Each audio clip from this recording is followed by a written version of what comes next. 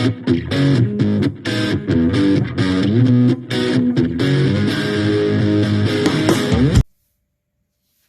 good, YouTube? It's your boy, Meh of Pig and Meh here.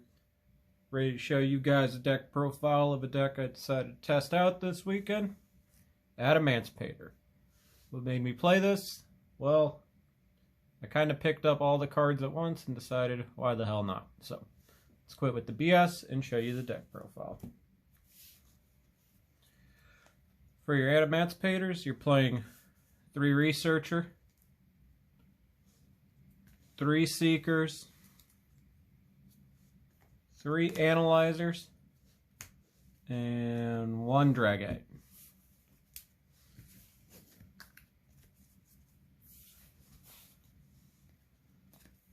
Then you're playing the double Kakimaru Supplier along with 3 Guardian,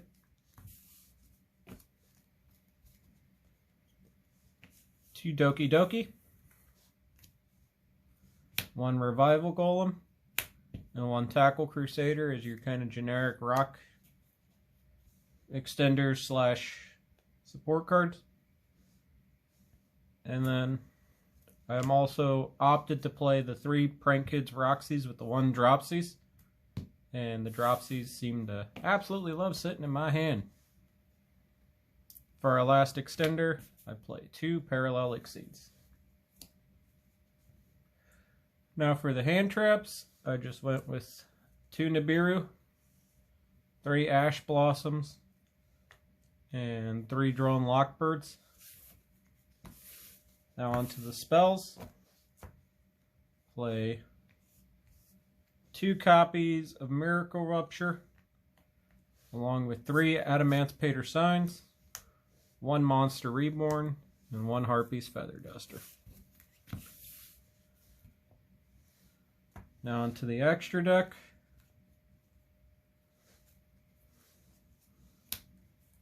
I play 1 Almirage, the Prank Kids Meow Meow and the Do-Do-Do-Do-Do,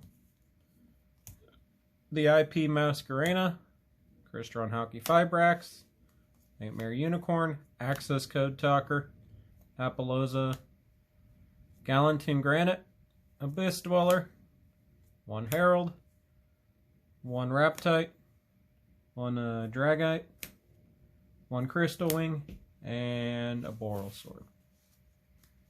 Or Boraload, I guess. And quick side deck. I just sided 2 Kaijus, 3 Lancia, the Gamma Package, some Cosmic Cyclones, and Dark Ruler No More.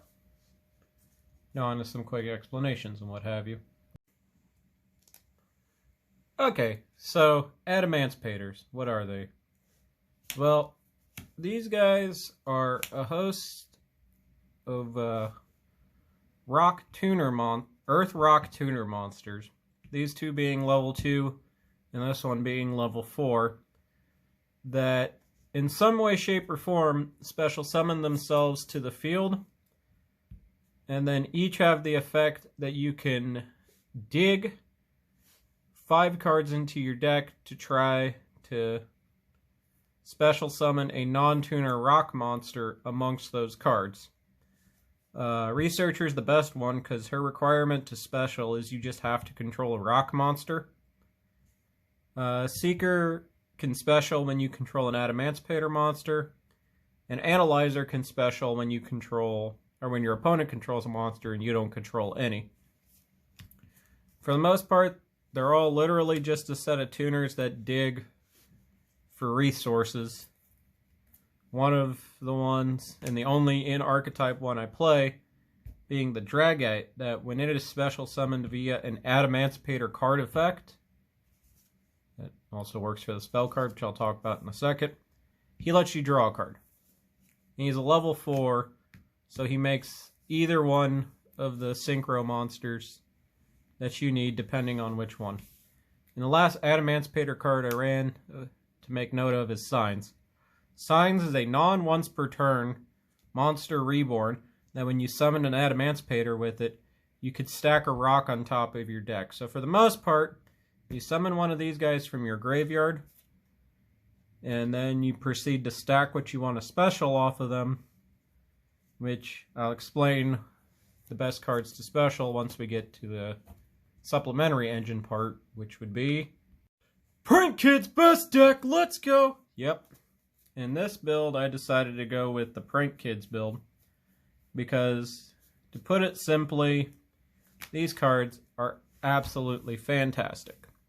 They have an N-archetype Link 1 that gets you an extra body to then give you more resources, especially if you draw the Researcher, you're going good. And these also happen to work really well with your Quakimeru package, which I'll just kind of explain these in 1 second.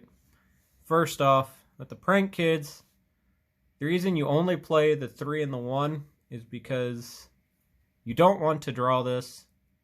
You just want to special it off of this. This lets you draw a card after exiling a card from your hand, and this one gives you 1,000 when you, of course, special Prank Kids, which this being a Link 1, you link him off, draw a card, hopefully don't draw this, special this, link this and this into this, to then special your second copy of this from the deck. It's super small, compact, and gives you at least materials easily for a Link 3 or 4, depending on your hand makeup. And this can kind of help correct some of your hand. And this is a wind, which is really good for the level 6 Synchro monster, because this has a quick effect that if there is a wind monster in your graveyard, you can quick effect banish a monster or a card in general from your opponent's graveyard. Him being a level 4 means you can either make your Stratos or your Dweller, depending on your hand makeup. And yeah. Also, this one gives you 1,000 and technically can count as the water monster for this guy's effect, which we can get to him in a second. And being that this and this are both rock, they work really well with your Quakimeru package, which, real simple, this guy, when your opponent activates a monster effect, you contribute himself to negate and destroy that monster. And Supplier here, when a rock monster is sent from the field to the graveyard, he can special summon himself, and upon special summon he can search a card that has Iron Core the Quakimeru in its card text, or is Iron Core the Quakimeru.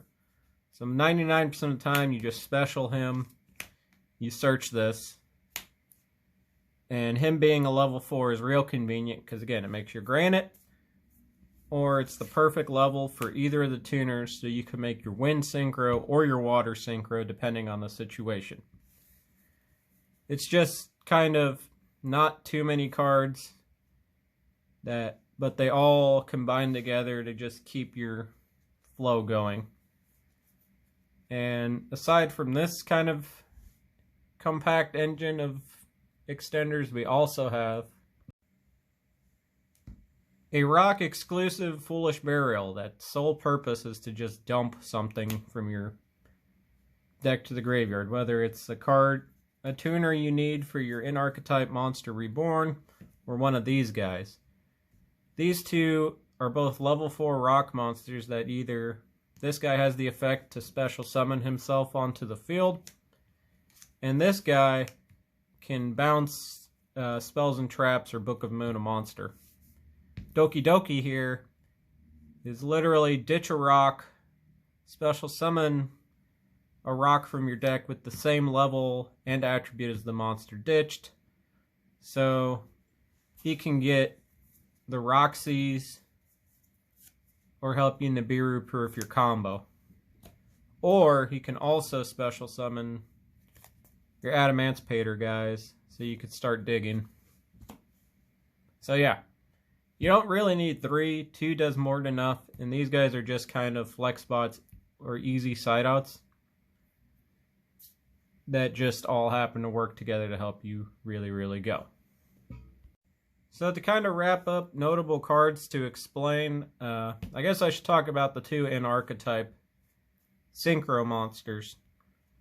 Long story short, this is a non-targeting that, depending on the amount of rocks, you excavate 5 cards for both of these.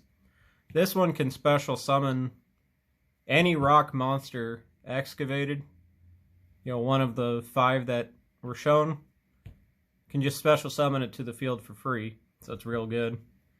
And this one, depending on the amount of rocks that you revealed, can non-target return that many cards on your opponent's field to their hand. And he's also 3,000 attack. And if you have a water monster engraved, he negates a spell or trap per turn, or on your opponent's turn. It's really, really good. And again, this guy is just a quick effect DD Crow.